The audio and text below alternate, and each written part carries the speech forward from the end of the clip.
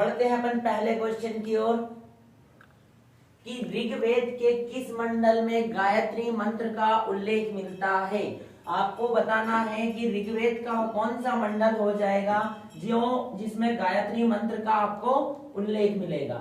तो आपको बताना है कि ऋग्वेद का कौन सा मंडल है जिसमें गायत्री मंत्र का उल्लेख मिलता है। तो फटाफट भाई लोग आप भी कमेंट करके बताइएगा मुझे कि कौन सा आंसर आएगा और लास्ट में आप उस पर जोड़िएगा कि 50 क्वेश्चन में से आपके 45 पार जाते हैं या कितने क्या आते हैं आपके। तो मिनिमम आपका टारगेट होना चाहिए, इतना ही इजी आता है पेपर, तो टारगेट होना चाहिए कि 40 से कम 45, 40, 42 से कम किसी के आंसर गलत ना हो। तो सभी को जय हिंद भाई। तो आप बताइएगा मुझे कि ऋग्वेद के किस मंडल में गायत्री मंत्र का उल्लेख मिलता है और लिंक्स अपने सभी मित्रों को शेयर कर देना ताकि ज्यादा से ज्यादा लोग आपके जुड़ सकते हैं।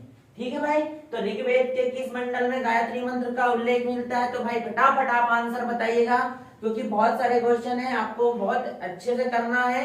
तो आप बताइएगा कि पहला ऑप्शन है आपका 5वें मंडल में, दूसरा है 3रे मंडल में, चौथा 9वें मंडल में और तीसरा है 9वें मंडल में और आपका चौथा ऑप्शन है 4थे मंडल में। तो आप बताइएगा भाई मुझे कि ऋग्वेद के किस मंडल में गायत्री मंत्र का उल्लेख मिलता है। तो बताइएगा आंसर भाई क्या जाएगा कि ऋग्वेद का कौन सा मंडल है जिसमें गायत्री मंत्र का उल्लेख मिलता है। तो आंसर आपको बताना है, फटाफट बताना भाई, इतना टाइम नहीं लगना चाहिए, आप फटाफट आंसर बताते जाइएगा तो आपका मामला सही हो जाएगा कि किस ऋग्वेद के किस मंडल में गायत्री मंत्र का उल्लेख मिलता है ना। तो ऑप्शन बताओ तो पूरा लिख के बताना कि ए ऑप्शन, बी ऑप्शन या सी ऑप्शन या डी ऑप्शन। अगर अदर बताओ तो आप डायरेक्ट मुझे बताना कि 5वां है कि तीसरा है कि 9वां है कि चौथा है। तो देखते हैं भाई, तो ऋग्वेद के किस मंडल में गायत्री मंत्र का उल्लेख मिलता है, तो ऋग्वेद के 3रे मंडल में गायत्री मंत्र का उल्लेख मिलता है। तो आपका पहला आंसर क्या हो जाएगा कि ऋग्वेद के किस मंडल में गायत्री मंत्र का उल्लेख मिलता है, तो 3रे मंडल में मिलता है। बढ़ते हैं नेक्स्ट क्वेश्चन की ओर भाई लोगों कि भारत में सर्वप्रथम, भारत में बहुत बढ़िया भाई, जिसका भी बी ऑप्शन आया था बिल्कुल करेक्ट है। बढ़ते हैं नेक्स्ट क्वेश्चन की ओर कि भारत में सर्वप्रथम शुद्ध सोने के सिक्के किस किस काल में मिले थे। यानी आपको बताना है कि भारत में सर्वप्रथम शुद्ध सोने के सिक्के किस काल में मिले थे। पहला ऑप्शन है आपका कुषाण काल, दूसरा मौर्य काल, तीसरा गुप्त काल और चौथा वर्धन काल। तो आपको बताना है भाई कि भारत में सर्वप्रथम शुद्ध सोने के सिक्के किस काल में मिले थे। तो बताइएगा भाई, दूसरा क्वेश्चन आ गया आपका स्क्रीन पे कि भारत में सर्वप्रथम शुद्ध सोने के सिक्के किस काल में मिले थे। तो आप बताइएगा भाई किस काल में मिले थे। तो आपका आंसर क्या हो जाएगा भाई, ए ऑप्शन हो जाएगा। किस काल में मिले थे, कुषाण काल में मिले थे। किस काल में मिले थे शुद्ध सोने के सिक्के। देखो सबसे ज्यादा शुद्ध सिक्के सोने के किसने चलाए थे, गुप्त काल में चलाए गए थे। सबसे ज्यादा किस में चलाए गए थे, आपके गुप्त काल में चलाए गए थे। लेकिन सबसे पहले मिले किस काल में थे, तो कुषाण काल में मिले थे। आई बात समझ में भाई। बढ़ते हैं नेक्स्ट क्वेश्चन की ओर। तीसरा क्वेश्चन है आपका कि सबसे बड़ा एवं प्राचीन वेद कौन सा है। यानी सबसे बड़ा और प्राचीन वेद कौन सा है, आपको बताना है कि सबसे बड़ा और प्राचीन वेद कौन सा हो जाएगा। तो आपके पास ऑप्शन है ऋग्वेद, यजुर्वेद, सामवेद और अथर्ववेद। तो आप मुझे बताइएगा,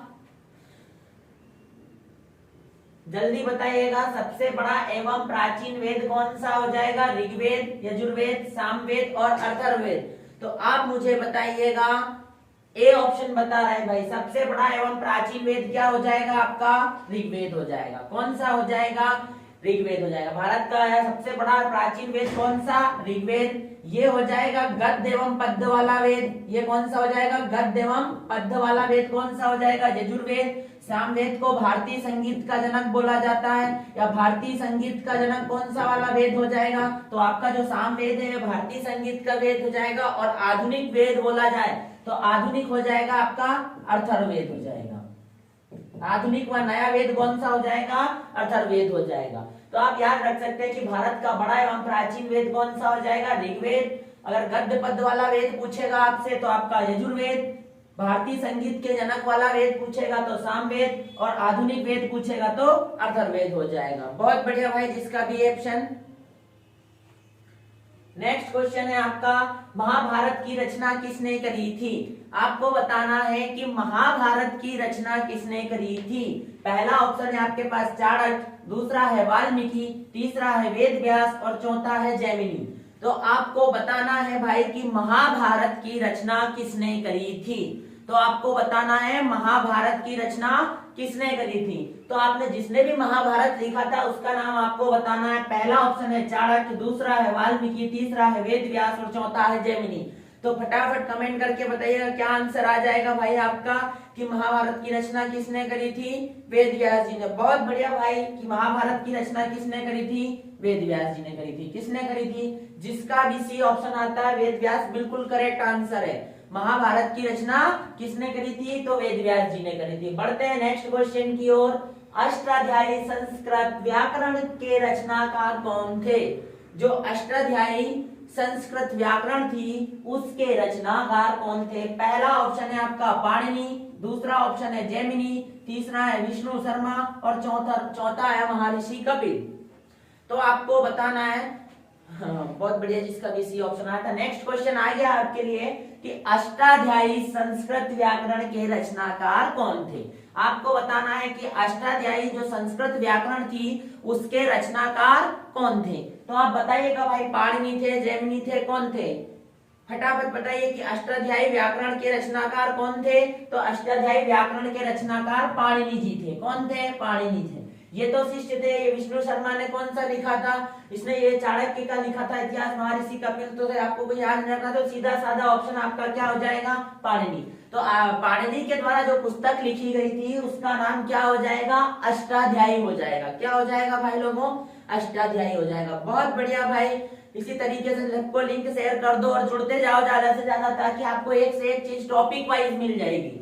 और इससे बाहर अगर कुछ भी आ जाए तो आप मेरे को बता देना कमेंट करके, मैं कहीं नहीं जा रहा हूँ। ठीक है ना भाई? बिल्कुल सेम टू सेम ऐसे कैसे क्वेश्चन आएंगे आपको। बढ़ते हैं नेक्स्ट क्वेश्चन की ओर। रहला किसकी रचना थी? जो रहला थी वो किसकी रचना थी? आज आपको सारी रचनाएं यहीं से याद हो जाएगी कि रहला नामक जो रचना थी वो किसकी थी। पहला है इशाक, दूसरा है इब्न बतूता, तीसरा अमीर खुसरो और चौथा अब्दुल रज्जाक। तो रहला नामक जो रचना करी थी वो किसने करी थी? आपको बताना है कि रहला नामक रचना किसने करी थी। तो बताइएगा भाई, रहला किसकी रचना थी? फटाफट आंसर आना चाहिए भाई। रहला किसकी रचना थी? बताइए फटाफट।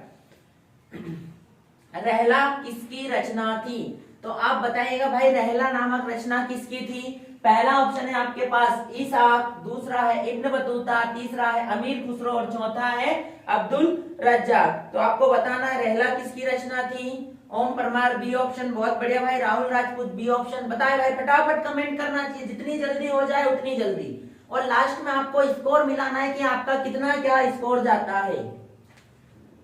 B option. तो रहला जो रचना थी वो इब्न बतूता की थी। रहला जिसकी भी रचना थी उसका नाम क्या था? Ibn Battuta. यानी रहला किसने लिखी थी? इब्न बतूता ने लिखी थी। बहुत बढ़िया भाई सभी लोगों को। बढ़ते हैं नेक्स्ट क्वेश्चन की ओर। किस ग्रंथ को प्राय पंचम वेद कहा जाता है?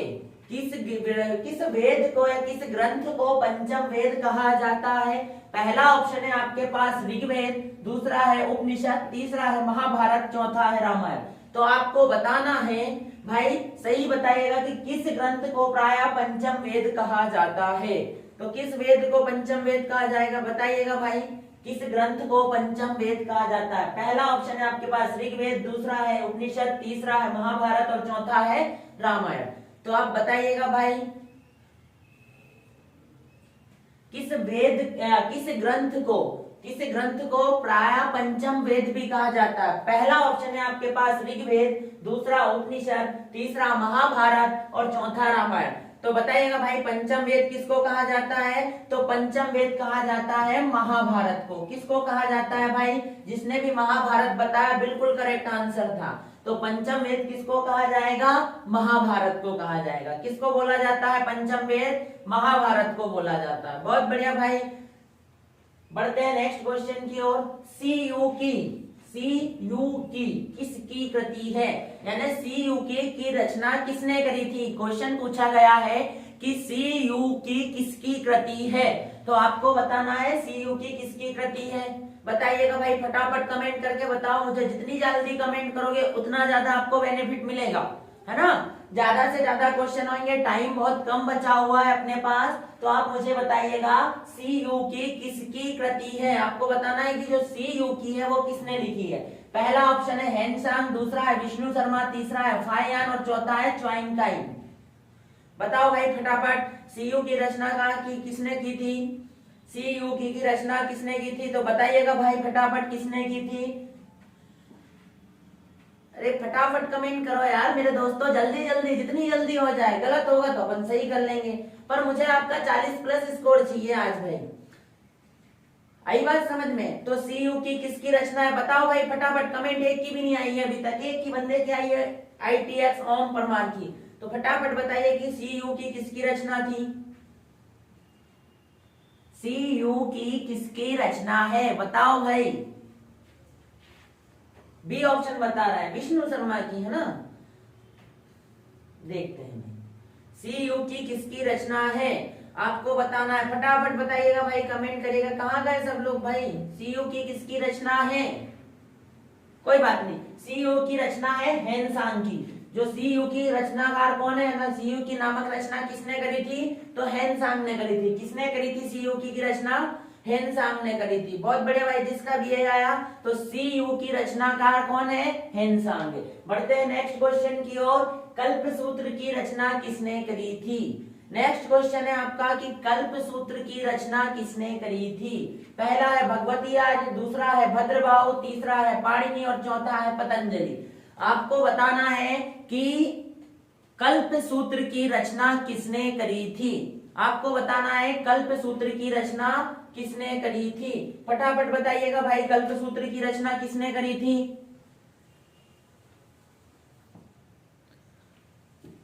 कल्पसूत्र की रचना किसने करी थी, बताइएगा भाई फटाफट। मैं कमेंट देख रहा हूं भाई, सब लोग कमेंट करके बताइएगा कल्पसूत्र की रचना किसने करी थी। आपको बताना है। पहला ऑप्शन है भगवती आर्य, दूसरा है भद्रबाहु, तीसरा है पाणिनि और चौथा है पतंजलि। तो बताइएगा भाई, जिसका भी भद्रबाहु आया वो बिल्कुल करेक्ट आंसर है। कल्पसूत्र किसने लिखा था, तो कल्पसूत्र लिखा था पाणिनि ने, सॉरी भद्रबाहु ने। कल्पसूत्र किसने लिखा था, भद्रबाहु ने लिखा था। बहुत बढ़िया भाई, जिसका भद्रबाहु आया बिल्कुल करेक्ट आंसर है। बढ़ते हैं नेक्स्ट क्वेश्चन की ओर।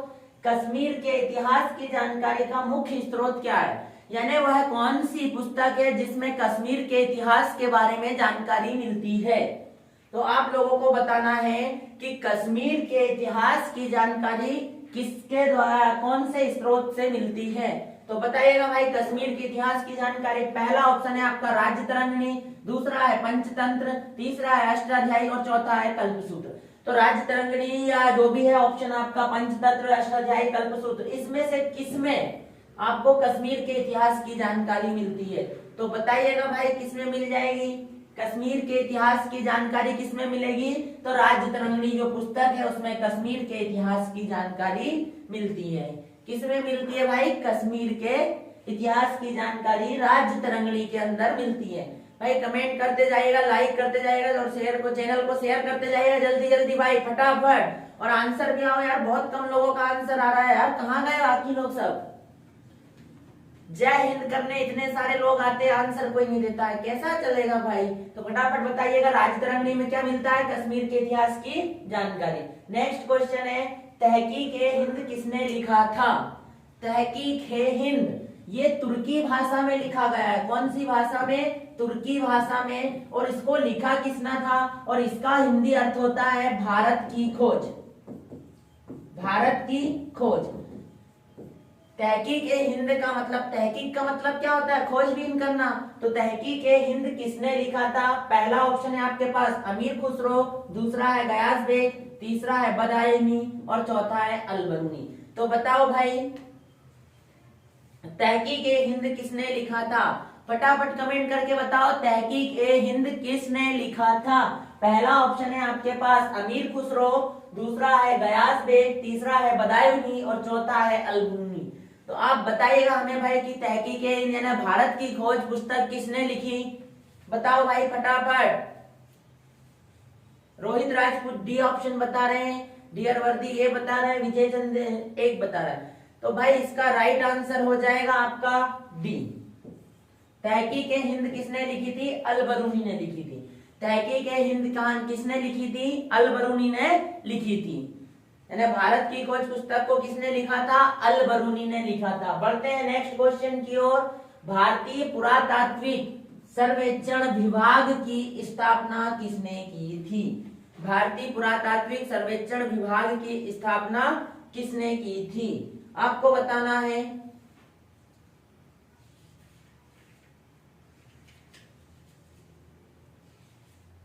हो जाएगा भाई सूरज शर्मा, आपका अगला अक्टूबर नवंबर में हो जाएगा, तो आप कंटिन्यूटी से अभी से तैयारी करते रहिएगा।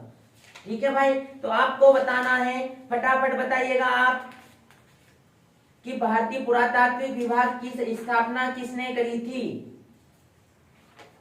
भारतीय पुरातात्विक विभाग की स्थापना किसने करी थी? पहला ऑप्शन है आपके पास वेद पाठक ने, दूसरा अलेक्जेंडर कनिंघम ने, तीसरा है जॉन मार्क ने, चौथा है जेम्स ट्रूट ने।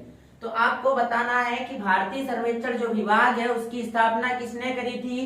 तो उसकी स्थापना करी थी अलेक्जेंडर कनिंघम ने 1861 ईस्वी में, है ना।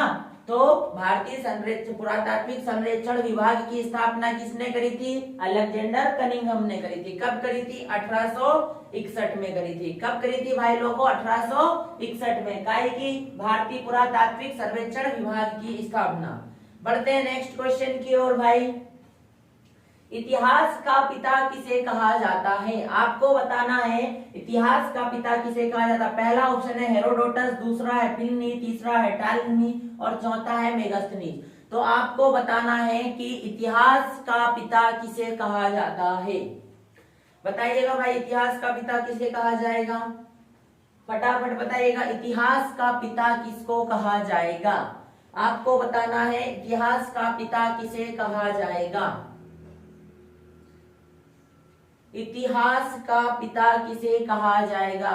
नवीन मेवाड़ा का ए ऑप्शन, डियर वर्दी का ए ऑप्शन, राहुल राजपूत का ए ऑप्शन, विजेंद्र चंदेल का ए ऑप्शन, रोहित राजपूत की राहुल राजपूत, विजेंद्र चंदेल ए ऑप्शन, और बताइएगा भाई ए ऑप्शन। ठीक है भाई, हेरोडोटस को क्या बोला जाता है? भारतीय इतिहास का पिता कहा जाता है। और भारत का भूगोल लिखा था टालमी ने, और नेचुरल हिस्ट्री लिखी थी प्लिनी ने, है ना। तो आपको इतिहास का पिता किसे कहा जाएगा? तो इतिहास का पिता हेरोडोटस को कहा जाएगा। किसको कहा जाएगा इतिहास का पिता? हेरोडोटस। तो जिसने भी हेरोडोटस बताया वो बिल्कुल करेक्ट आंसर है। भारत का इतिहास का पिता किसे कहा जाएगा? हेरोडोटस को कहा जाएगा। रामायण की रचना संस्कृत भाषा में किसने करी? अब आपको बताना है कि रामायण की रचना संस्कृत भाषा में किसने करी थी, है ना। तो बताइएगा भाई, रामायण की रचना किसने करी थी? फटाफट बताओ, रामायण की रचना संस्कृत भाषा में किसने करी थी? पहला ऑप्शन है वेद व्यास, दूसरा है वाल्मीकि, तीसरा है तुलसीदास और चौथा है कालिदास। तो आपको बताना है कि रामायण की रचना संस्कृत में किसने लिखी? बताइएगा भाई फटाफट, किसने लिखी? रामायण की रचना संस्कृत भाषा में किसने करी थी? तो बताओ भाई फटाफट, किसने करी थी?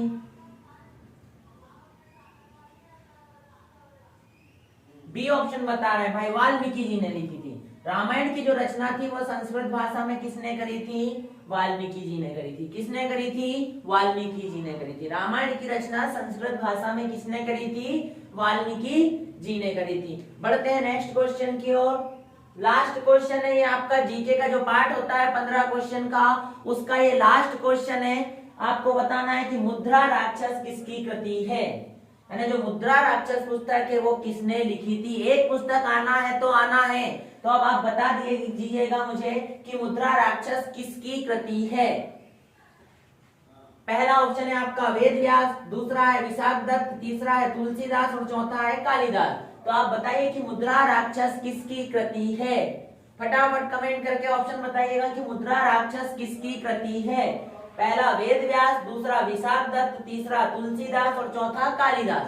तो आप फटाफट बताइएगा भाई कि मुद्रा राक्षस किसकी कृति है। बताइएगा भाई फटाफट, मुद्रा राक्षस किसने लिखी थी। बी ऑप्शन बता रहे अधिकतर लोग। ठीक है भाई, बी बिल्कुल करेक्ट आंसर, विशाख दत्त ने लिखी थी। किसने लिखी थी? विशाख दत्त ने लिखी थी। मुद्रा राक्षस जो कृति है वो किसने लिखी थी? विशाख दत्त ने लिखी थी। किसने लिखी थी भाई लोगों? विशाख दत्त ने लिखी थी। बहुत बढ़िया भाई, बहुत कम लोग दिख रहे हैं मुझे कमेंट करते हुए, क्या बात है भाई लोग। बताइएगा भाई 15 क्वेश्चन में से 15 क्वेश्चन थे, 15 में से किसके कितने सही हुए अभी तक? फटाफट कमेंट करके बताइए। जो भी आंसर दे रहे थे, 15 क्वेश्चन आपने जीके वाला पार्ट किया, तो जीके वाले पार्ट में 15 क्वेश्चन में से किसके कितने सही निकले? फटाफट बताओ भाई लोग, मैं देख रहा हूं, फटाफट कमेंट करके बताओ किसका कितना क्वेश्चन सही है। फिर बढ़ते हैं अपन साइंस वाले, जो साइंस का भाग हो जाएगा उस पर पढ़ेंगे अपन 15 क्वेश्चन, क्योंकि जीके के 15 क्वेश्चन आते हैं, साइंस के 15 आते हैं, 15 मैथ्स के आते हैं और 5 रीजनिंग के आते हैं। तो बताइए भाई किसके कितने मार्क्स आ रहे हैं, है ना। डियर वर्दीन 14, ITX ओम परमार 14, और भी भाई लोग किसके कितने आंसर सही हुए हैं फटाफट बताइए, मुझे स्कोर अच्छा चाहिए। बताओ भाई लोग किसका कितना आंसर आ जाएगा। पूरे सही है सर जी, बहुत बढ़िया भैया। बढ़े नेक्स्ट क्वेश्चन की ओर। वनस्पति विज्ञान, ये अब यहां से आपका कौन सा आ गया? यहां से आ गया आपका साइंस का टॉपिक आ गया। कौन सा आ गया? साइंस का टॉपिक। पहला क्वेश्चन है आपके लिए, रवि केवट 12, विजेंद्र चंदेल 13, राहुल राजपूत 13, सतीश वर्मा 15। बहुत बढ़िया भाई लोग, उम्मीद है आप लोगों से अच्छी। बढ़ते हैं पहला क्वेश्चन की ओर। अब इस वाले टॉपिक में लास्ट में मैं पूछूंगा कि किसका 45 प्लस स्कोर गया, मुझे वही बताना है भाई। अभी तो ठीक है आपका सही हो रहा है, उधर आपका मैथ्स बचा है, रीजनिंग बचा है। तो आप बताइएगा, पहला क्वेश्चन आपका आ गया है भाई कि वनस्पति विज्ञान के जनक कौन है? ITX ओम परमार, गलत है आपका, ए ऑप्शन गलत है। वनस्पति विज्ञान के जनक कौन है? आपको बताना है वनस्पति विज्ञान के जनक कौन है, सोच समझ कर बताना भाई। वनस्पति विज्ञान के जनक कौन है? जिसका भी बी ऑप्शन है वो भी गलत है, जिसका भी बी ऑप्शन है वो बिल्कुल गलत है। ऐसे क्वेश्चन आप गलत करके आओगे। कितना इजी क्वेश्चन था भाई। आपसे उसने ये नहीं पूछा है कि जीव विज्ञान और जंतु विज्ञान के जनक कौन है, आपने उसने पूछा है कि वनस्पति विज्ञान के जनक कौन है। तो पहला आंसर क्या हो जाएगा आपका? थियोफ्रैक्टस हो जाएगा। वनस्पति विज्ञान के जनक कौन हो जाएंगे? थियोफ्रैक्टस हो जाएंगे। क्या हो जाएंगे? थियोफ्रैक्टस हो जाएंगे। जिसका भी बी ऑप्शन था वो बिल्कुल गलत था। कितना इजी क्वेश्चन आपने गलत कर दिया है। ठीक है भाई लोग, तो वनस्पति विज्ञान के जनक कौन हो जाएंगे? थियोफ्रैक्टस हो जाएंगे। पढ़ते हैं नेक्स्ट क्वेश्चन की ओर। फाइकोलॉजी में किसका अध्ययन किया जाता है? फाइकोलॉजी में किसका अध्ययन किया जाता है? पहला है शैवाल, दूसरा है कवक, तीसरा है पारिस्थितिकी का और चौथा है विषाणु का। तो आपको बताना है, फटाफट कमेंट करो भाई कि फाइकोलॉजी में किसका अध्ययन किया जाता है, या विज्ञान की वह शाखा जिसमें फाइकोलॉजी है जो भी है उसमें किसका अध्ययन किया जाता है। बताओ भाई फटाफट, फाइकोलॉजी में किसका अध्ययन किया जाता है? सतीश वर्मा ए ऑप्शन। और भी बताओ भाई, फाइकोलॉजी में किसका अध्ययन किया जाता है? आपको बताना है कि फाइकोलॉजी में किसका अध्ययन किया जाता है। Rahul Rajput A option. और भी बताओ भाई, it's Om Parmar A option बता रहे हैं, डियर वर्दी ए ऑप्शन। तो बताइएगा भाई फाइकोलॉजी में किसका अध्ययन किया जाता है? तो फाइकोलॉजी में शैवालों का अध्ययन किया जाता है। ठीक है, फाइकोलॉजी में किसका अध्ययन किया जाता है? शैवालों का अध्ययन किया जाता है। किसका अध्ययन किया जाता है फाइकोलॉजी में? शैवालों का अध्ययन किया जाता है। फाइकोलॉजी में किसका अध्ययन किया जाएगा? शैवालों का अध्ययन किया जाएगा। बढ़ते हैं नेक्स्ट क्वेश्चन की ओर। जीवाणु की खोज किसने की थी? पहला ऑप्शन है फ्लेमिंग, दूसरा है लेम्बल, तीसरा है टेमिन, चौथा है ल्यूवेनहॉक। तो आपको बताना है कि जीवाणु की खोज किसने करी थी। फटाफट बताइएगा भाई, जीवाणु की खोज किसने करी थी। और भाई चैनल को लाइक भी करते जाइएगा, सब्सक्राइब करते जाएगा और अधिक शेयर करते जाओ भाई लोग। अपने जो भी मित्र हैं वो भी जुड़ जाएंगे, उनका भी भला हो जाएगा। तो बताइएगा भाई कि जीवाणु की खोज किसने करी थी। ऑप्शन बताइए फटाफट। जीवाणु की खोज किसने करी थी? पहला ऑप्शन है आपके पास फ्लेमिंग, दूसरा है लेम्बल, तीसरा है टेनिन, चौथा है ल्यूवेनहॉक। फटाफट बताइएगा भाई कौन सा ऑप्शन आ जाएगा कि जीवाणु की खोज किसने की थी।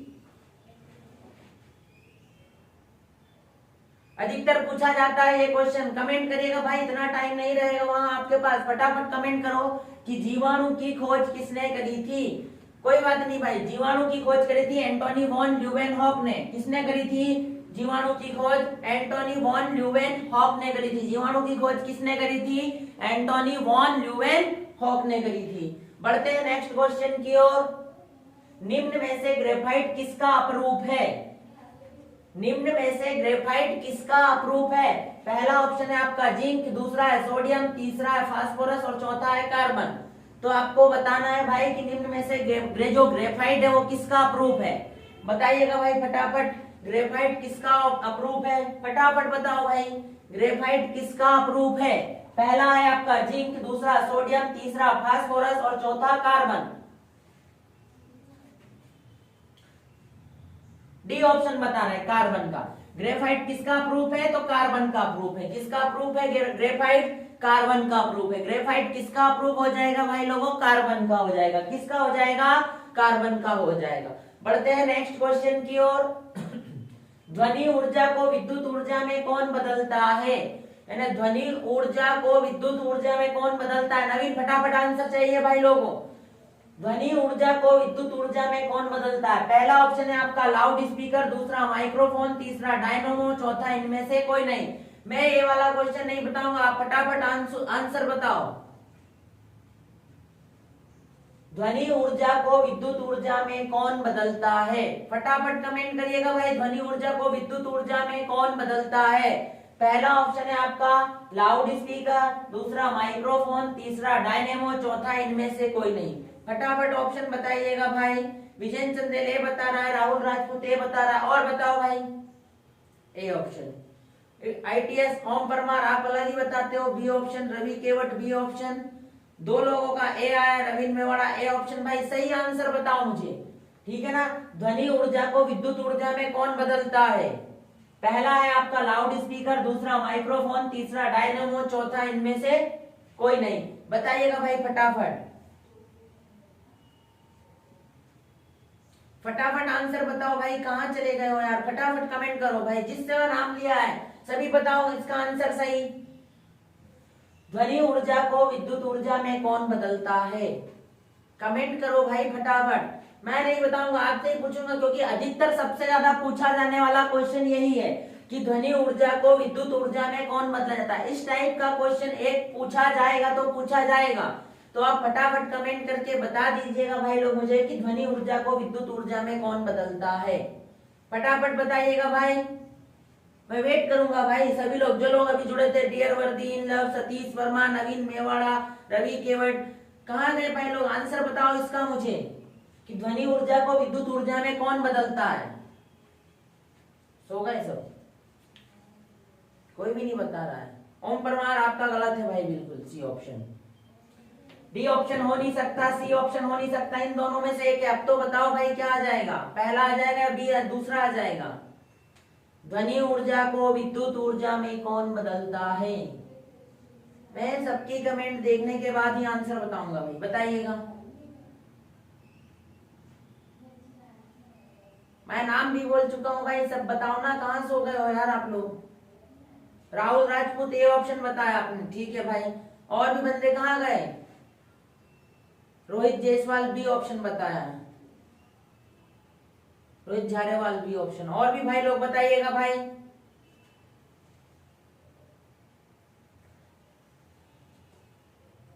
ध्वनि ऊर्जा को विद्युत ऊर्जा में कौन बदलता है? नवीन मेवाड़ा ए ऑप्शन।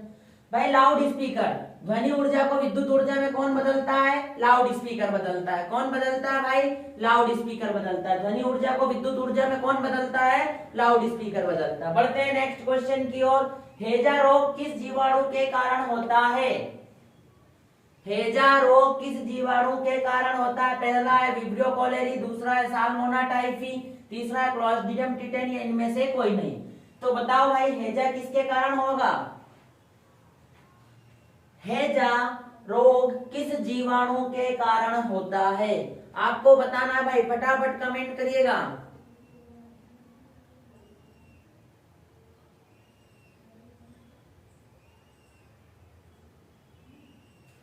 फटाफट हैजा रोग किस जीवाणु के कारण होता है, कमेंट करिएगा भाई फटाफट। पहला है आपका विब्रियो कॉलेरी, दूसरा है साल्मोना टाइफी, तीसरा है क्लोस्ट्रीडियम टिटेनी और चौथा इनमें से कोई नहीं। बी ऑप्शन बता रहे हैं ITX Om Parmar, Ravi Kewat A option बता रहे हैं। और भी बताओ भाई, राहुल राजपूत डी ऑप्शन बता रहे हैं, इनमें से कोई नहीं। वाह बहुत बढ़िया, सबके अलग अलग आंसर आ रहे हैं। बताओ भाई कितना आंसर आ जाएगा, कौन सा आ जाएगा? हैजा रोग किस जीवाणु के कारण होता है? हैजा रोग किस जीवाणु के कारण होता है? पहला आ जाएगा आपका विब्रियो क्लोलेरी, दूसरा साल्मोनेला टाइफी, तीसरा हो जाएगा आपका क्लोस्ट्रीडियम टिटेनी और इनमें से कोई नहीं। बताओ भाई फटाफट, कहाँ गए यार सब लोग? ऐसे तो आप हर टाइम आंसर देते हो। विजेंद्र चंद्र डी, इनमें से कोई नहीं भाई, तुक्का तो नहीं मार रहे हो आप लोग? बताइएगा भाई कि हैजा रोग किस जीवाणु के कारण होता है?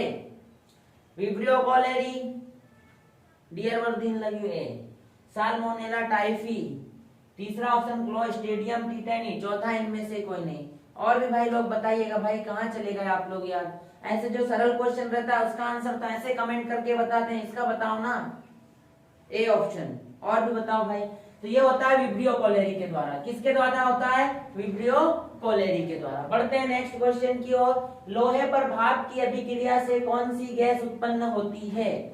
लोहे पर भाप की अभिक्रिया से कौन सी गैस उत्पन्न होती है? लोहे पर भाप की अभिक्रिया से कौन सी गैस उत्पन्न होती है? बताइएगा भाई फटाफट। लोहे पर जब भाप की अभिक्रिया की जाएगी तो कौन सी गैस उत्पन्न हो जाएगी? बहुत सारे लोगों ने पढ़ा हुआ होगा क्वेश्चन भाई, बताने में उनको शर्म आती है। ऐसे कैसे भैया आप अग्निवीर बन पाओगे? आप कमेंट में आंसर ही नहीं बता पाते हो यार। बताइएगा फटाफट भाई, क्या आंसर आ जाएगा कि लोहे पर भाप की अभिक्रिया से कौन सी गैस बनती है? एक आध तो बता दो रे मेरे लाल लालियों। हम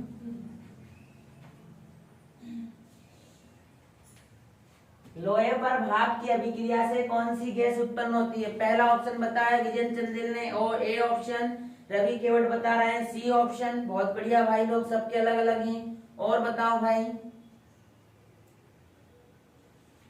अमोनिया तो हो नहीं सकती, ऑक्सीजन हाइड्रोजन दोनों में से एक होगा भाई। बता दो अब यार, नवीन मेवाड़ा से अमोनिया होगी लोहे पर भाप की अभिक्रिया से। क्यों नवीन मेवाड़ा? अरे लोहे पर जब भाप की अभिक्रिया से कौन सी गैस उत्पन्न हो जाएगी? Hydrogen gas. ऑक्सीजन की उपस्थिति में करती है ना भाई, जब भी तो उस पर जंग लगती है, तो भाप की अभिक्रिया से कौन सी गैस हो जाएगी? हाइड्रोजन। पढ़ते हैं नेक्स्ट क्वेश्चन। अवस्रव्य तरंगों की आवृत्ति कितनी होती है? अवस्रव्य तरंगों की आवृत्ति कितनी होती है? अवस्रव्य तरंगों की आवृत्ति कितनी होती है? हाँ भाई, ए ऑप्शन बहुत बढ़िया, करण जौहर। हाँ भाई करण जौहर, बहुत बढ़िया। हाइड्रोजन। बताइएगा कि अवस्रव्य तरंगों की आवृत्ति कितनी होती है। नेक्स्ट क्वेश्चन है आपके पास कि अवस्रव्य तरंगों की आवृत्ति कितनी होती है। आपको बताना है कि अवस्रव्य तरंगों की आवृत्ति कितनी हो जाएगी।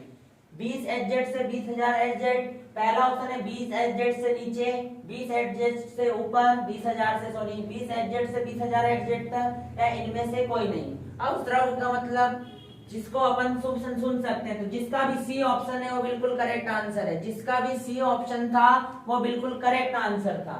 बढ़ते हैं नेक्स्ट क्वेश्चन की ओर। एलपीजी गैस में रिसाव का पता लगाने के लिए किसका उपयोग किया जाता है?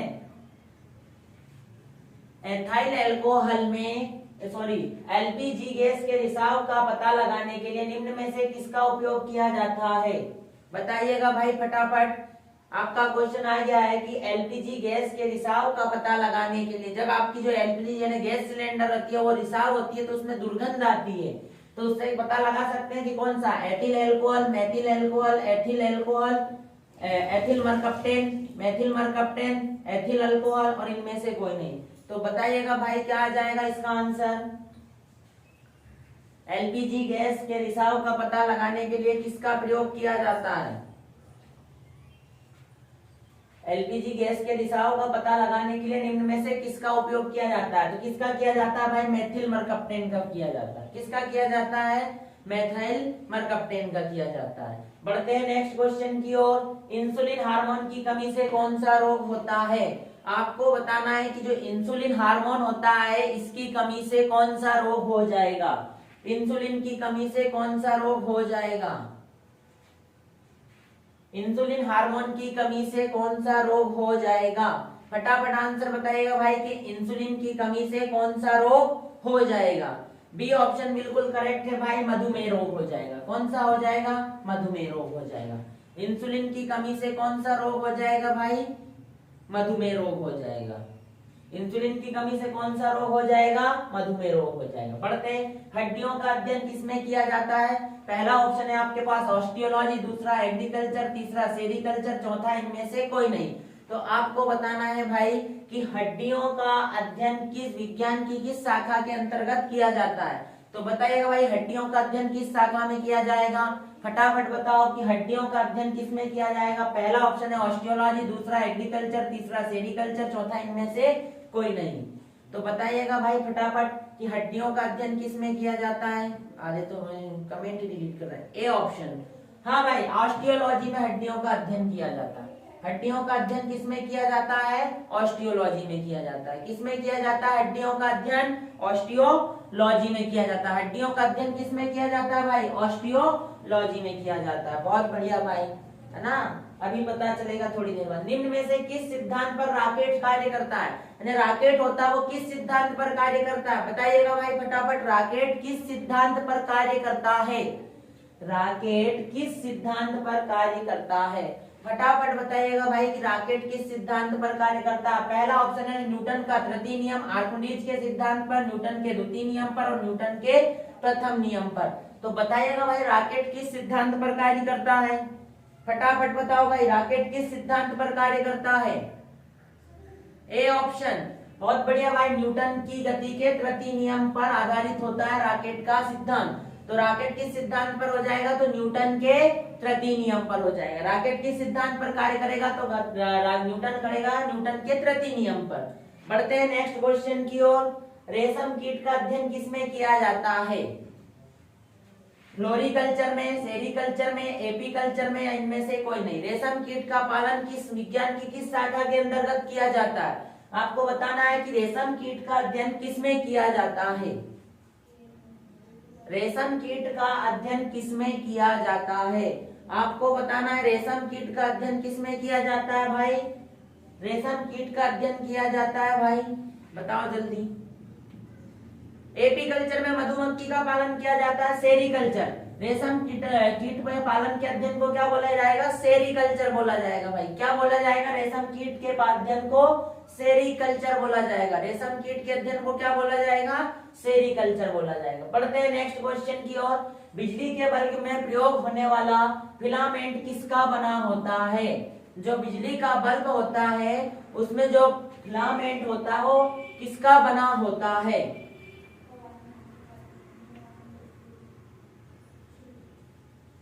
B option Rahul Rajput, B option Ravi Kewat, B option. B option किसका होता है? अच्छा है,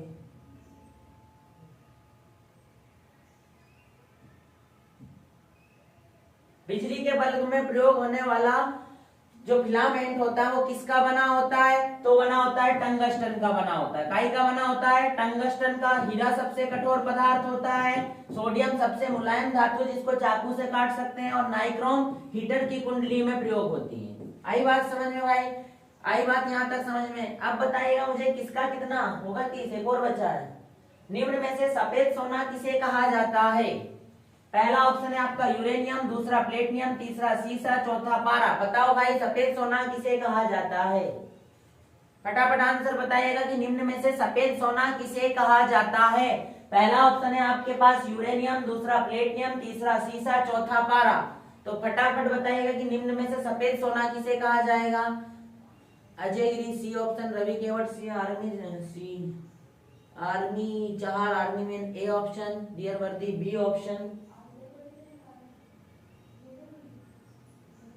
बी ऑप्शन भाई, सफेद सोना किसे कहा जाता है? तो प्लेटिनम को कहा जाता है। किसको? ना शीशे को कहा जाता है, ना यूरेनियम को कहा जाता है। आई बात समझ में? तो सफेद सोना किसे कहा जाएगा भाई? सफेद सोना प्लेटिनम को कहा जाएगा। किसको कहा जाएगा? प्लेटिनम को कहा जाएगा। सफेद सोना किसको कहा जाएगा भाई? प्लेटिनम को कहा जाएगा। तो भाई लोग बता दीजिएगा कि साइंस के 15 क्वेश्चन में से किसके कितने क्वेश्चन सही हुए। फटाफट कमेंट करके बताओ कि साइंस में 15 क्वेश्चन थे, 15 में से किसके कितने सही हुए। फटाफट कमेंट करो भाई, फिर बढ़ेंगे अपन मैथ्स की ओर। 30 क्वेश्चन हुए आपके। चलो जीके का तो इजी था, तो आप लोगों ने बता दिया था। चलो ये बताइएगा मुझे कि साइंस में किसका कितना क्वेश्चन सही हुआ। भाई बहुत बत्तीबाज लोग हो यार तुम लोग।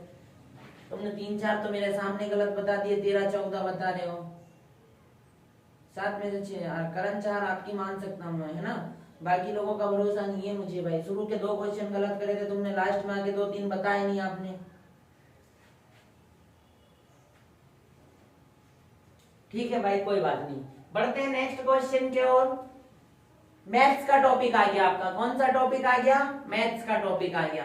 तो आप देखते जाइएगा कि एक बस ए से बी तक की दूरी 30 किलोमीटर प्रति घंटे की चाल से तथा बी से सी तक की दूरी 20 किलोमीटर प्रति घंटे की चाल से चलती है। यदि ए से बी और बी से सी तक की दूरी 150 किलोमीटर हो तो उस बस की औसत चाल क्या होगी? आपको औसत चाल बताना है। पहला ऑप्शन है आपके पास बी, दूसरा 24, तीसरा 48 और चौथा 72। तो देखते हैं भाई कि ए से बी तक की है ना 2 चाल है, औसत चाल बताना है। तो ये इसका सूत्र होता है 2xy अपन में x प्लस y। अब या तो आप ऐसे देख लो कि जो एक 20 है और एक 30 है, 2 चाल कितनी है? एक 20 है, एक 30 है। तो देखो 20 से ज्यादा और 30 से कम, यानी इसके बीच वाला मान आएगा औसत गति में। कितना आ जाएगा? 20 से और 30 के बीच का मान। तो देखो 20, ये तो ज्यादा हो गया 30 से, तो ये भी कट गया, ये भी ज्यादा हो गया, ये भी कट गया। यानी 2 तो हो ही नहीं सकते, 20 हो नहीं सकता, क्योंकि 20 से ज्यादा और 30 से कम होना चाहिए। तो 24 हो सकता है, बिल्कुल हो सकता है। कैसे? अब देखते हैं। 2 इंटू 30 से जाता है और 20 से आता है, फिर इधर से 30 20 कितना हो गया? 50 हो गया। 1 0 से 1 0, 5 एकम 5, 5 6 30, 6 दूनी 12 और 12 दूनी कितना हो गया? 24 हो गया भाई। कितना हो गया भाई लोग? 24 हो गया। ठीक है, बढ़ते हैं दूसरे क्वेश्चन की ओर कि कोई गाड़ी 45 किलोमीटर प्रति घंटे की चाल से चलती हुई 3 घंटे में कितनी दूरी तय करेगी। तो आपको बताना है कि कोई रेलगाड़ी है जो 45 किलोमीटर प्रति घंटे की रफ्तार से चल रही है और 3 घंटे में वह कितनी दूरी तय कर लेगी। वह 3 घंटे में कितनी दूरी तय कर लेगी।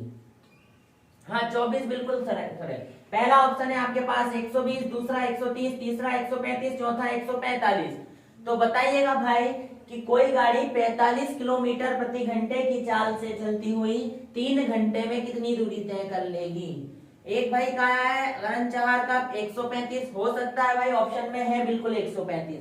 और भी भाई लोग कमेंट करके बताइएगा कि कोई गाड़ी 45 किलोमीटर प्रति घंटे की चाल से चलती हुई 3 घंटे में कितनी दूरी तय करेगी। बताइएगा भाई 135। बिल्कुल भाई, जब देखो उसने बोला है 45 किलोमीटर प्रति घंटा, तो इस किलोमीटर प्रति घंटे का मतलब होता है 1 घंटे। तो 1 घंटे में वो 45 जाती है, 1 घंटे में 45 जाती है, तो 3 घंटे में कितनी चल जाएगी? तो 135 किलोमीटर की यात्रा तय कर लेगी। जिसका भी सी ऑप्शन यानी 135 था वो बिल्कुल करेक्ट आंसर था भाई। जिसका भी 135 आया बिल्कुल करेक्ट था। बढ़ते हैं नेक्स्ट क्वेश्चन की ओर। महेश अपनी वार्षिक परीक्षा में 430 अंक प्राप्त करता है तथा 50 अंक से अनुत्तीर्ण यानी फेल हो जाता है। यदि उत्तीर्ण प्रतिशत 40 हो तो उसका पूर्णांक आपको बताना था।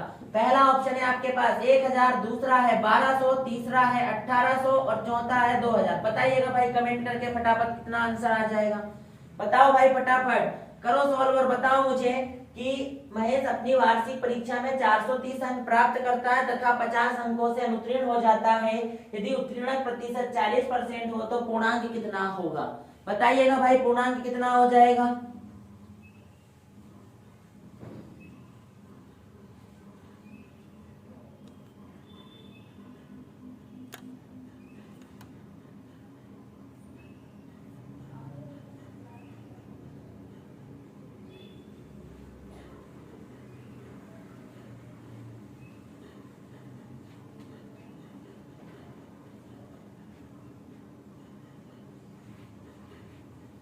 आया किसी का? नहीं आया, कोई बात नहीं भाई, देखना 1000 बताया है प्रेम 0231, बहुत बढ़िया भाई। देखते हैं घनश्याम ने भी भाई कितना बताया, 145, ठीक है भाई देखते हैं, है ना। 1800 बताया है, ठीक है कोई बात नहीं भाई, देखते हैं। महेश अपनी वार्षिक परीक्षा में 430 अंक लाता है, कितने लाता है भाई वो? 430। फेल कितने से होता है? 50 से। इन दोनों को जोड़ दो, प्लस में मान रख दो, यानी 100 का मान आपको बताना है, टोटल पूर्णांक बताना ना।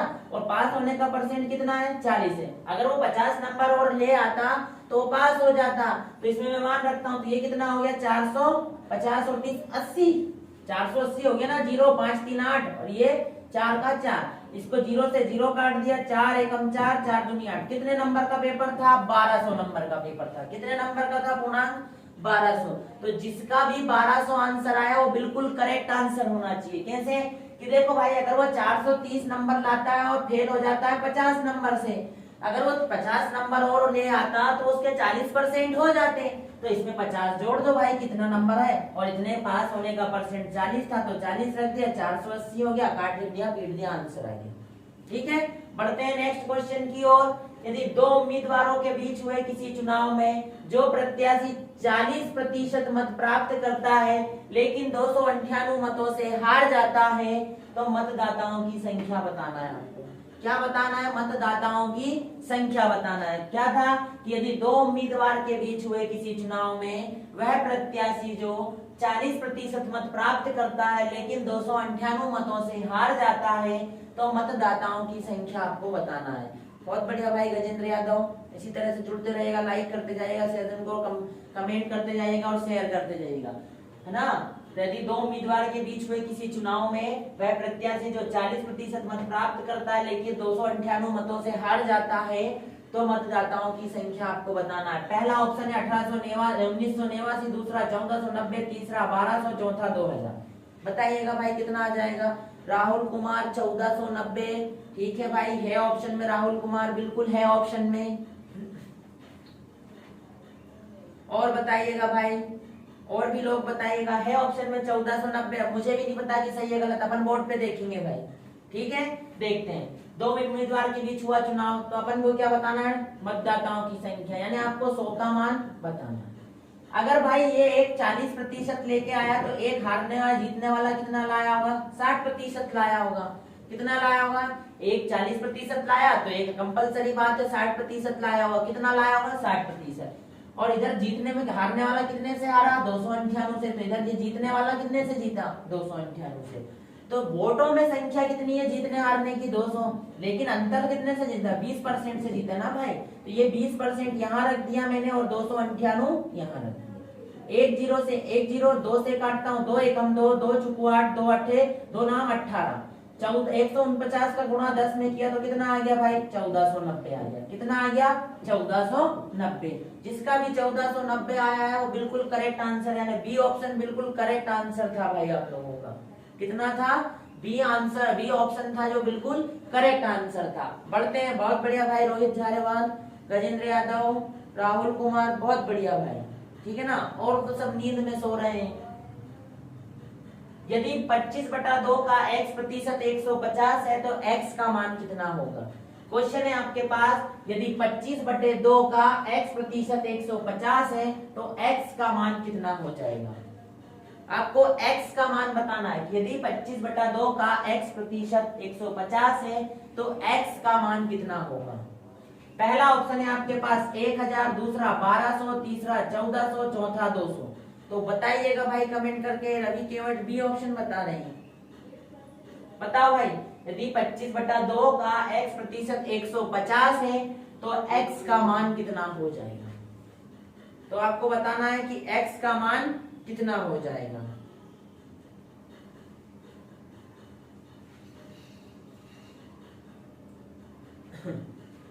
पहला ऑप्शन है 1000, दूसरा 1200, तीसरा 1400, चौथा 200। तो फटाफट बताइए कि भाई 25/2 का x% 150 है तो x का मान कितना हो जाएगा? भाई फटाफट बताइएगा, आंसर कितना आ जाएगा? कोई बात नहीं, देखना भाई। 25/2, ये 25/2 का x, तो 25 का x परसेंट लगा तो नीचे क्या कर दूंगा? 100 का गुणा किसके बराबर है? 150 के बराबर। ठीक है भाई, आई बात समझ में यहाँ से यहाँ तक आई। 55 25 5 तिया 15 5 एकम 5 5 छंग 30 100 दूनी कितना 200 200 का गुणा 6 में किया कितना आ गया 1200। तो इसका आंसर क्या हो जाएगा भाई, बिल्कुल करेक्ट 1200। जिसका भी 1200 आया मोहित राणा बहुत बढ़िया भाई, जिसका भी बी ऑप्शन आया वो बिल्कुल करेक्ट आंसर था। जिसका भी बी ऑप्शन आया वो बिल्कुल करेक्ट आंसर था कि 25/2 का x प्रतिशत 150 है, तो x का मान कितना हो जाएगा, तो x का मान हो जाएगा भाई लोगों 1200 हो जाएगा। कितना हो जाएगा 1200 हो जाएगा। बढ़े नेक्स्ट क्वेश्चन की ओर भाई। 5 संख्याओं का औसत 15 है, यदि इनमें से 4 संख्या क्रमशः 18 9 21 और 16 हो तो आपको पांचवी संख्या बताना। पहला ऑप्शन है 9, दूसरा है 11, तीसरा है 17 और चौथा है 19। बताइएगा भाई। शुभम यादव, शिभान यादव, बहुत बढ़िया भाई, बी ऑप्शन बिल्कुल करेक्ट आंसर है आपका भी। जिसका भी बी आ रहा है वो बिल्कुल करेक्ट आंसर है, जिसका भी बी आ रहा है वो बिल्कुल करेक्ट आंसर है। बढ़ते हैं नेक्स्ट क्वेश्चन की ओर। गजेंद्र यादव 120 बता रहे हैं, 1200 होगा भाई, ठीक ठीक है ना। 5 संख्याओं का औसत 15, यदि इनमें से 4 संख्या क्रमशः 18 9 21 और 1 और 16 हो तो पांचवी संख्या क्या हो जाएगी। बताइएगा भाई पांचवी संख्या क्या हो जाएगी। 11 बता रहे हैं राहुल कुमार, बहुत बढ़िया भाई। देखते हैं 5 संख्याओं का औसत 15, तो मैं क्या कर सकता हूँ, यहाँ लिख सकता हूँ 5 × 15, तो कितना हो गया मेरे पास भाई 75 हो गया। 15 × 5 करा कितना हो गया 75 हो गया। अब इन सारी संख्या को जोड़ लो भाई, 18 9 21 और 16, 9 और 1 10 10 8 18 18 2 20 4 24 का 4 हासिल का 2 2 1 3 3 2 5 और 1 6 64। तो इस 75 में से आपको क्या माइनस करना है, 64 माइनस करना है। तो 5 में से 4 गया 1, 7 में से 6 गया 1, तो जिसका भी 11 आंसर आए तो पांचवी संख्या क्या हो जाएगी 11 हो जाएगी। पांचवी संख्या क्या हो जाएगी मेरे भाइयों, पांचवी संख्या 11 हो जाएगी। जिसका भी 11 ऑप्शन आया वो बिल्कुल करेक्ट आंसर था, जिसका भी 11 आया वो बिल्कुल करेक्ट आंसर था। बढ़ता हूं नेक्स्ट क्वेश्चन की ओर। किसी ऑफिस के 20 कर्मचारियों की मासिक आय 1900 रुपए है, यदि इनमें मैनेजर की आय भी शामिल कर ली जाए तो औसत 2000 रुपए हो जाता है। मैनेजर की वार्षिक आय क्या होगी। आपको मैनेजर की वार्षिक आय बताना है। बहुत बढ़िया भाई सिमरन, आपको क्या बताना है, मैनेजर की वार्षिक आय बताना है। क्या बताना है, मैनेजर की वार्षिक आय। किसी ऑफिस के 20 कर्मचारियों की मासिक आय 1900 रुपए है, यदि मैनेजर को भी जोड़ लिया जाए तो औसत में 2000 हो जाता है। तो मैनेजर की वार्षिक आय आपको बताना है। बताइएगा भाई मैनेजर की वार्षिक आय। पहला ऑप्शन है 24,000, दूसरा 48,000, तीसरा है 4,000, चौथा है 6,000। बताओ भाई फटाफट फटाफट कमेंट करिएगा भाई, कितना आंसर आ जाएगा आपका। बताइएगा भाई कितना आंसर आ जाएगा, फटाफट बताइएगा। पहला ऑप्शन से बता दो, A option, B option, C option या डी ऑप्शन, जो भी है बताओ भाई।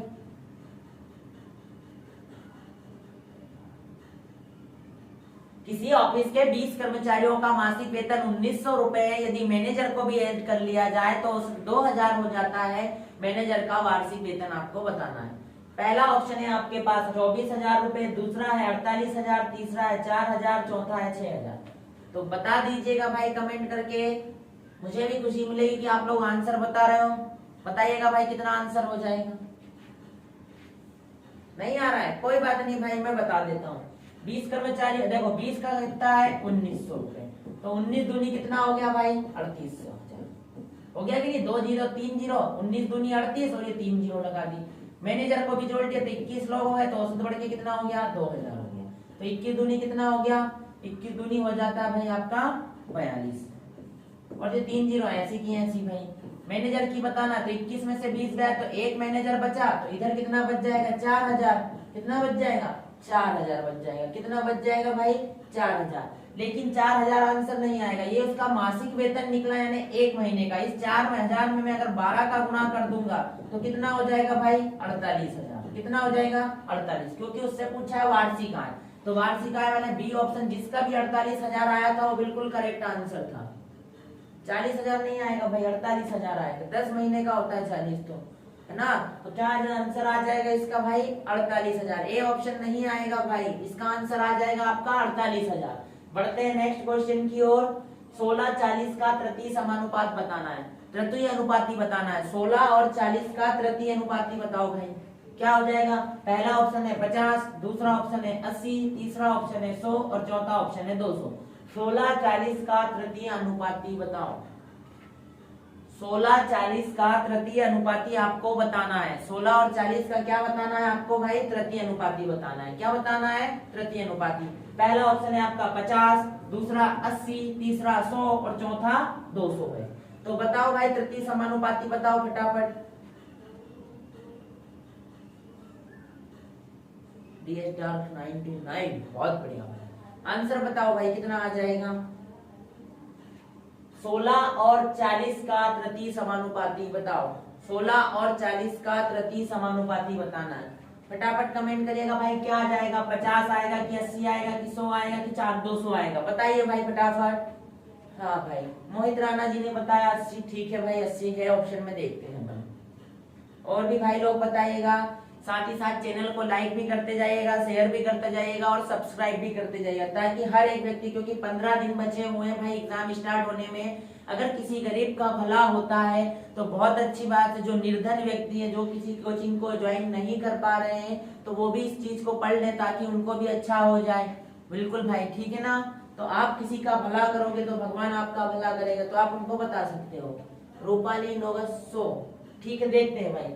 16 और 40 का तीसरा अनुपात बताना, तो ये हो जाएगा ये 20, तो मैं क्या करूंगा 16/40 बराबर 40/x, ठीक है। ये मेरा प्लस बन जाता है। अब मैं इसको काट सकता हूँ, देखो 4 चुकू 16, 4 धाम 40, 2 दूनी 4, 2 पंजे 10, ठीक है। 2 से काटता हूँ, 2 एकम 2, 2 दूनी 4, 20 पंजे कितना हो जाएगा 100 हो जाएगा। जिसका भी 100 आया था वो बिल्कुल करेक्ट आंसर था, जिसका भी 100 आया वो बिल्कुल करेक्ट आंसर था। रवि केवट 100, रूपाली नोक्सेस 100, बहुत बढ़िया। गजेंद्र 80 नहीं आएगा भाई, इसका आंसर 100 आएगा। तृतीय समानुपात बताना है, तो अगर अपन इसको ए मानते हैं, इसको बी मानते हैं, तो तीसरे नंबर का अपन को बताना है। तो ये हो जाता है A/B बराबर B/C। इसका इधर गुणा, इसका इधर गुणा, रिवर्स के फॉर्म में आ जाएगा। तो 100 आंसर बिल्कुल करेक्ट है। डी के भाई दास बी ऑप्शन बिल्कुल, सी ऑप्शन सही है।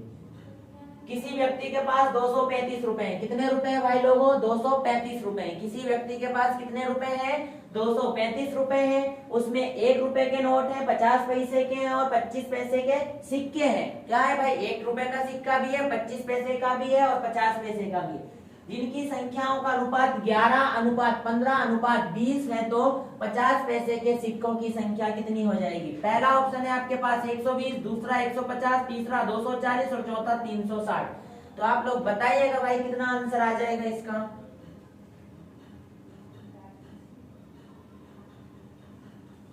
बता दो भाई कि किसी व्यक्ति के पास 235 रुपए, उसमें 1 रुपए, 50 पैसे व 25 पैसे की संख्याओं का अनुपात कितना दे रखा है, 11, 15 और 20 है। तो 50 पैसे के सिक्कों की संख्या आपको बताना है।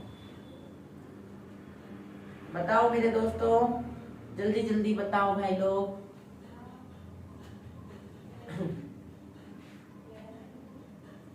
कितना आंसर आ जाएगा आपका। पहला ऑप्शन है 120, 150, 240, 360, टोटल 235 रुपए हैं। नहीं आता है तो मैं बता दूंगा भाई, पर आप लोग भी कोशिश करिएगा कितना आंसर आ जाएगा आपका। किसी व्यक्ति के पास 235 रुपए, 1 रुपए, 50 पैसे और 25 पैसे के सिक्कों के रूप में, जिसकी संख्याओं का अनुपात 11, 15 और 20 है, तो 50 पैसे के सिक्कों की संख्या बताना है।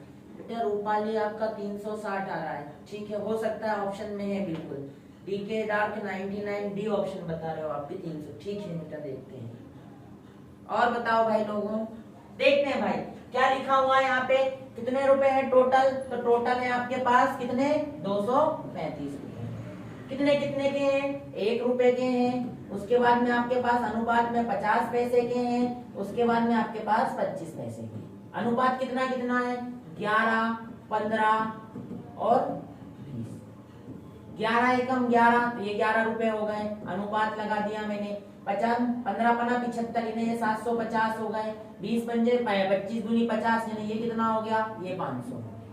ये 500 पैसे, ये 7 रुपए 50 पैसे। इन सबको अगर ये 11 रुपए ये दो मान पैसे में, तो मैं इसमें 2 जीरो लगा दूं, क्योंकि 1 रुपए में 100 पैसे होते हैं, तो भाई 11 रुपए में 1100 पैसे हो जाएंगे। और ये भी रुपए में, तो इनमें भी 2 जीरो लगा देता हूँ। इन सबको जोड़ता हूँ, 11 और 7 18, 18 5 2350। कितना हो गया? 2350।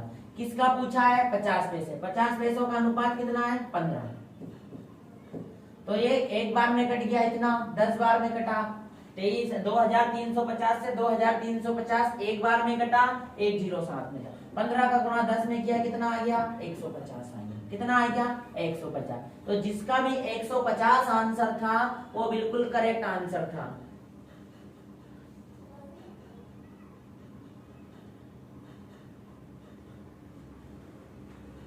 ठीक है भाई, वो देख लें, है ना। तो क्या आंसर आ जाएगा आपका? 150 आ जाएगा। कितना आ जाएगा? 150। मिस प्रिंट हो जाती है भाई, सबसे टेंशन नहीं लेना है, मैं देख लूंगा। हाँ भाई है, आपकी बात मान लेना, मैं देख लूंगा। ठीक है, किसी व्यक्ति के पास था तो कितना आंसर आ जाएगा? 150 आ जाएगा। हाँ भाई मैं चेक करूंगा। यदि A अनुपात B का मान है 8 अनुपात 11, B अनुपात C का मान है 22 अनुपात 25 और C अनुपात D का मान है 15 अनुपात 28, तो A अनुपात D का मान आपको बताना है। यदि A अनुपात B का मान 8 अनुपात 11, B अनुपात C का मान 22 अनुपात 25 और C अनुपात D का मान 15 अनुपात 28 हो, तो A अनुपात D का मान आपको बताना है। ठीक है भाई, देख लेंगे।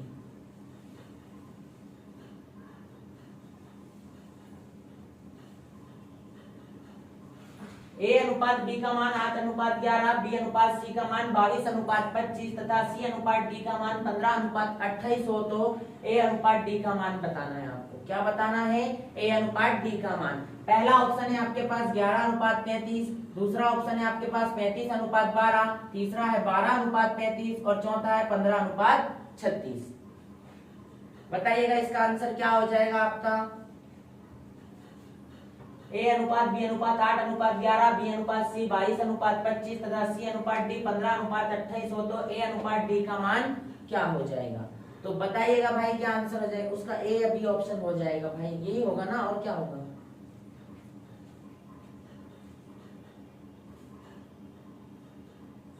आपने हमें सचेत किया, बहुत बहुत धन्यवाद भाई, देखेंगे बिल्कुल। इसका आंसर बताओ क्या आ जाएगा? A अनुपात B का मान 8 अनुपात 11 है, B अनुपात C का मान 22 अनुपात 25 है तथा C अनुपात D का मान 15 अनुपात 28 हो, तो A अनुपात D का मान क्या होगा? 4 नंबर का ऑप्शन बता रहे हैं आप, रूपाली। ठीक है बेटा, देखते हैं और भी बताओ भाई।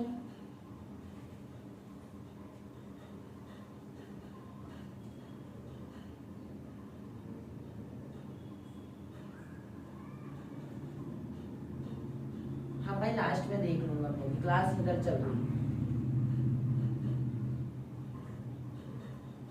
हाँ 20 का 20 ही, वही ऑप्शन मिस्टेक होगा ना भाई, बिल्कुल उसको कर लेंगे अपन। माइक्रोफोन आ जाएगा उसमें, लाउड स्पीकर की जगह।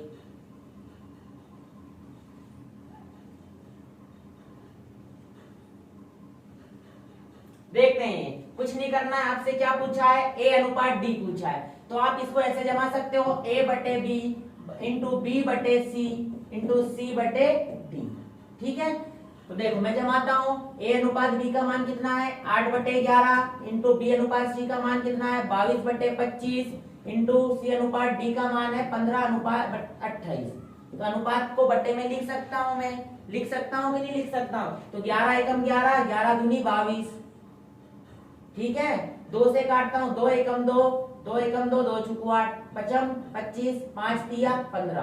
ठीक है, फिर इसको काटता हूँ 2 से, 2 चुकू 8, 2 सते 14। अब ऊपर बचा 4 और 3, तो कितना हो गया? 12। 7 और 5 कितना हो गया? 35। तो अनुपात कितना निकल के आया? 12 अनुपात 35। कितना निकल के आया भाई? 12 अनुपात 35। तो इसका आंसर क्या हो जाएगा भाई लोगों? 12 अनुपात 35 हो जाएगा। कितना हो जाएगा? 12 अनुपात 35 हो जाएगा। बढ़े नेक्स्ट क्वेश्चन की ओर। यदि घी के मूल्य में 40% की कमी हो जाए तो कोई व्यक्ति उसकी खपत में कितने प्रतिशत की वृद्धि करे जिससे उसका खर्च पूर्ववत रहे? विशाल मैं आपको बता दूंगा बाद में, ठीक है ना। 20 नंबर कौन सा ऑप्शन था, माइक्रोफोन और लाउड स्पीकर था क्या भाई, उसका माइक्रोफोन आंसर आ जाएगा। माइक्रोफोन ध्वनि देखो हो जाता है मिसप्रिंट ऑप्शन से भी या क्वेश्चन से भी, तो आपको घबराना नहीं है, मैं लास्ट में उसको बता दूंगा ही।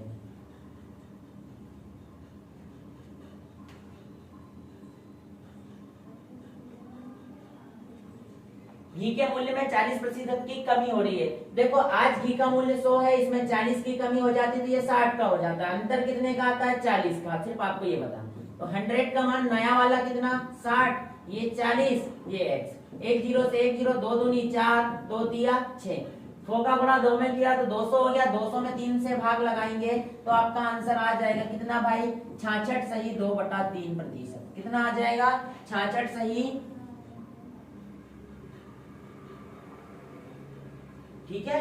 तो 66 सही 2/3% आपका बिल्कुल करेक्ट आंसर आ जाएगा। 66 सही 2/3 बिल्कुल आपका करेक्ट आंसर आ जाएगा। बढ़ते हैं नेक्स्ट क्वेश्चन की ओर। 42वां नंबर क्वेश्चन है आपके लिए। 126, 144, 182 का आपको महत्तम समापवर्तक ज्ञात करना है। क्या ज्ञात करना है, 126, 144, 182 का महत्तम समापवर्तक ज्ञात करना है। हाँ भाई ये दोनों में देख लूंगा, आप बेफिक्र रहेगा, लास्ट में मैं एक बार फिर बता दूंगा, ठीक है।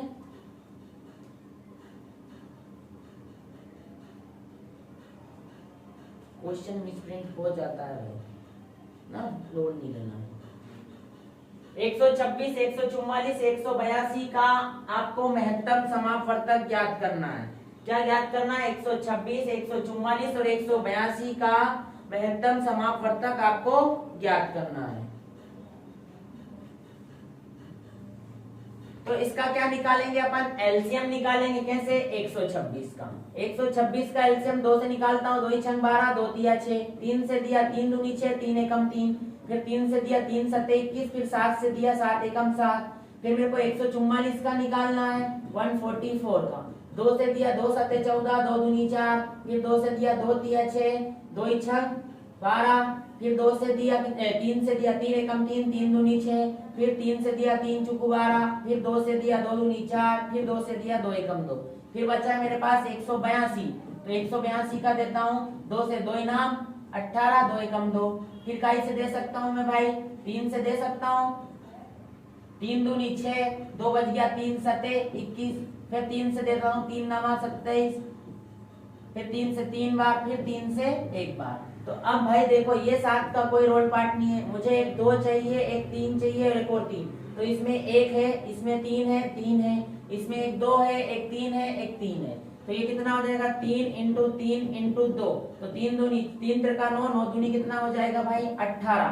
तो इसका HCF कितना हो जाएगा भाई 18 हो जाएगा। कितना हो जाएगा, बी ऑप्शन हो जाएगा, नहीं सी ऑप्शन हो जाएगा। कौन सा हो जाएगा, सी ऑप्शन। कितना आ जाएगा 18 आ जाएगा। कितना आ जाएगा भाई 18 आ जाएगा। आई बात समझ में। बढ़ते हैं नेक्स्ट क्वेश्चन की ओर। किसी वाहन को 23,800 रुपए में बेचकर कोई व्यक्ति 19% का क्या कमाता है, लाभ कमाता है, तो उसे कुल कितने रुपए का लाभ हुआ। तो आपका पहला ऑप्शन है 20,000 का, दूसरा 23,000 का, तीसरा 3800 का, चौथा इनमें से कोई नहीं। किसी वाहन को 23,800 में बेचकर कोई व्यक्ति 19% का लाभ कमाता है, उसे कुल कितने रुपए का लाभ हुआ। तो बताइएगा भाई कुल कितने। अरे भाई देख लूंगा अभी तेरे सामने यार, मत टेंशन ले। क्वेश्चन मिसप्रिंट हो जाता है, ऐसा कोई नहीं है, ठीक है ना। किसी वाहन को 23,800 रुपए में बेचकर कोई व्यक्ति 19% का लाभ कमाता है, तो उसे कुल कितने रुपए का लाभ हुआ। हमने आपका देख लिया कमेंट कि आपने बोला, तो हाँ हो जाता है भाई मिसप्रिंट, क्या है कंटिन्यू करना पड़ता है। किसी वाहन को 23,800 रुपए में बेचकर कोई व्यक्ति 19% का, तो इसका आंसर कितना आ जाएगा, देखना भाई।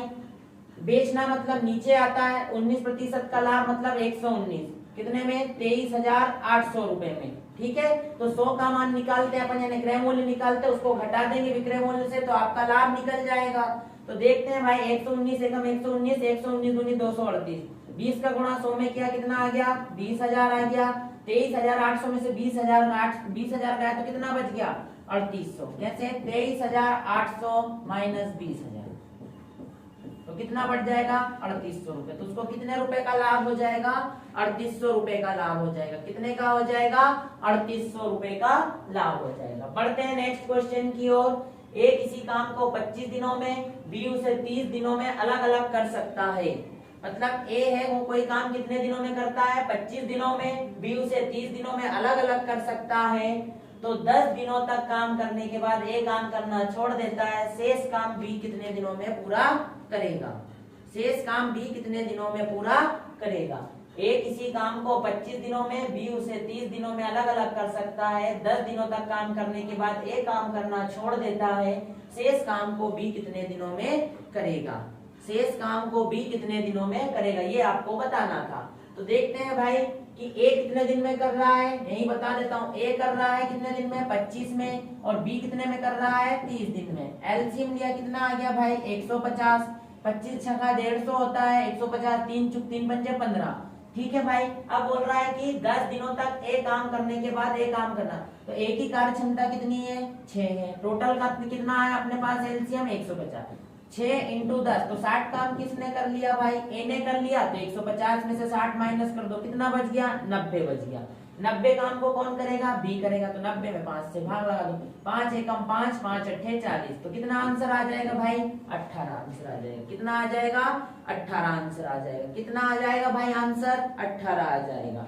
बढ़ते हैं नेक्स्ट क्वेश्चन की ओर। 24 आदमी एक काम को 16 दिनों में समाप्त कर सकते हैं। 12 आदमी आधे काम को कितने दिनों में समाप्त करेंगे? कि 24 आदमी एक काम को 16 दिनों में समाप्त कर सकते हैं, तो 12 आदमी आधे काम को कितने दिनों में समाप्त करेंगे?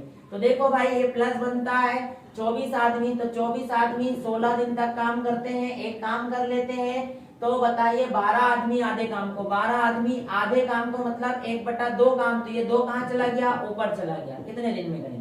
12 एकम 12, 12 दूनी 24, 2 से 2 कट गया। तो कितना आ जाएगा भाई? 16 आंसर आ जाएगा। कितना आ जाएगा आपका आंसर? 16 आ जाएगा। कितना आ जाएगा? 16 आ जाएगा। बढ़ते हैं नेक्स्ट क्वेश्चन की ओर। अगर एक सांकेतिक भाषा में बॉक्सर शब्द का संकेत ये होगा तो विजिट शब्द का संकेत क्या होगा?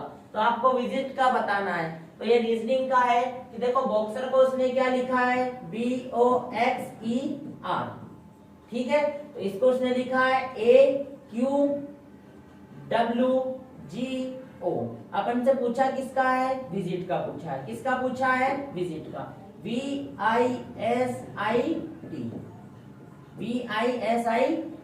ठीक है ना। तो देखो बी के पहले उसने क्या लिया? ए लिया। तो अपन वी के पहले क्या लेंगे? तो HTUV। तो क्या आ जाएगा आपका यहाँ पे? यू आ जाएगा। फिर देखो उसने ओ के बाद में पी छोड़ा, क्यू लिया। ओ के बाद में पी और क्यू लिया। तो अपन क्यू के बाद में क्या लेंगे? क्यू के बाद में लेंगे अपन भाई क्या? O P Q. तो अपन आई के बाद में क्या लेंगे? जे और के। यहाँ पे एक छोड़ के एक लेना है। फिर उसने क्या किया? एक्स। एक्स के बाद में डब्ल्यू। तो देखो HTUV। तो x के बाद में क्या आता है? x के बाद में v। HTUV x। x के पहले क्या आता है? w। जो भी आएगा XYZ। इधर मैं करके बता देता हूं आपका। तो ये वाला ऑप्शन तो आपका कट गया, ये वाला ऑप्शन भी कट गया। अब इन दोनों में से कोई सा ऑप्शन होगा? ये बी ऑप्शन है भाई। ठीक है। तो S X है और यहाँ W है। तो RSTUV W के बाद में X आता है। तो यहाँ पे इससे पहले क्या आ जाएगा भाई? S से पहले क्या आता है? S से पहले आता है R। S से पहले क्या आ जाएगा? R। तो अपन को पता चल गया UKR। तो UKR तो ULR है। तो ये तो कट ही जाएगा। ये आपका आंसर हो जाएगा। आई बात समझ में? बढ़ते हैं नेक्स्ट क्वेश्चन की ओर। दिए गए विकल्पों में से क्रम को आपको पूरा करना है। दिए गए विकल्पों में आपको क्या करना है? क्रम को पूरा करना है। डी के बाद में क्या आता है? ई छूट गया, एफ आया, एफ के बाद में जी छूट गया, एच आया, एच के बाद में आई छूट गया, जे आया, तो जे के बाद में के छूट जाएगा, एल आएगा। अब देखो ये दो के वाले ऑप्शन कट गए। अब एल वाले अपन के पास 2 ऑप्शन बचे। फिर के। अब इधर से देखो एच आई जे के। तो आई के पहले क्या आता है भाई? जी। एच आई, है ना, तो जी आता है ना, तो एल के बाद जी किस में है, इसमें है, तो आपका पहला आंसर बिल्कुल करेक्ट हो जाएगा, ये भी कट जाएगा। बढ़ते हैं नेक्स्ट क्वेश्चन की ओर। दिए गए विकल्पों में से क्रम में खाली स्थान भरना है आपको। तो देखो भाई 64 का आधा 32, 32 का आधा 16, 16 का आधा 8, तो 8 का आधा कितना हो जाएगा भाई 4, है ना। 8 का आधा कितना हो जाएगा 4, 4 दूनी 8, 8 दूनी 16, 16 दूनी 32, या सब में गुणा कर दो। अगर यहाँ 4 होगा तो 4 का गुणा 2 में किया, 8 का गुणा 2 में किया, 16 का गुणा 2 में किया, 32 आ गया। या आधा आधा करते चलो तो यहाँ से आपका आंसर क्या निकल जाएगा 4। बढ़ते हैं नेक्स्ट क्वेश्चन।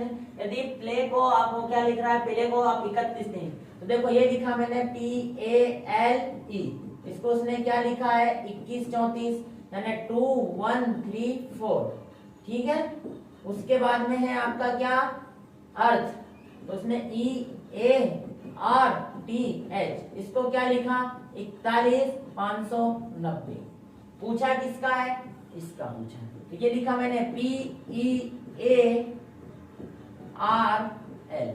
ठीक है। तो P के नीचे कितना आ जाएगा 2 आ जाएगा, E के नीचे कितना आ जाएगा 4 आ जाएगा, R के नीचे यहाँ पे A है, A के नीचे कितना 1, R के नीचे 5 और L के नीचे 3, तो कितना हो जाएगा 24 153। तो 24 153 यानी ये वाला बी ऑप्शन, डी लिखा हुआ डी ऑप्शन हो जाती है गलतियां, तो बी ऑप्शन बिल्कुल 24 153 आपका बिल्कुल करेक्ट हो जाएगा। कितना हो जाएगा 24 153। बढ़ते हैं नेक्स्ट क्वेश्चन की ओर। दिए गए शब्द के अक्षरों से ना बनाए जा सकने वाले शब्द को चुनिए। तो देखो भाई ई इसमें मिल रहा है, ए इसमें मिल रहा है, जी इसमें मिल रहा है, ई इसमें मिल रहा है, ई 2 बार है तो 2 ही बार मिला, आर भी है तो आर भी मिला, तो ये तो बनाया जा सकता है। एस इसमें मिला, ई मिला, ए मिला, यानी ये भी बनाया जा सकता है। आपसे उसने क्या पूछा है, ना बनाया जा सकने वाला। जी इसमें मिला, ए मिला, टी मिला, ई भी मिला, लेकिन इसमें n 2 बार आया है। कितनी बार आया है 2 बार, लेकिन इसमें n तो सिर्फ 1 बार है, तो ये वाला अक्षर नहीं बनाया जा सकता है, ये वाला अक्षर नहीं बनाया जा सकता है। एक भाई बोल रहे थे कि 20 नंबर और 23 नंबर का ऑप्शन में थोड़ा सा मिस्टेक था, तो वो भी देख लेना भाई कि 20 नंबर का ऑप्शन बी वाला बिल्कुल करेक्ट हो जाएगा जो भी था, तो आप इसको देख सकते हैं, ठीक है ना। बी वाला जो ऑप्शन था 20 नंबर का, तो 20 नंबर का थोड़ा सा मिसप्रिंट है, तो आप उसको देख लीजिएगा, उसका ऑप्शन सही कर लीजिएगा, ठीक है। बी वाला ऑप्शन बिल्कुल करेक्ट हो जाएगा। एक 23 नंबर का भी बताया था उनने, कौन सा बताया था 23 नंबर का, है ना। तो 23 नंबर का भी अपन देखते हैं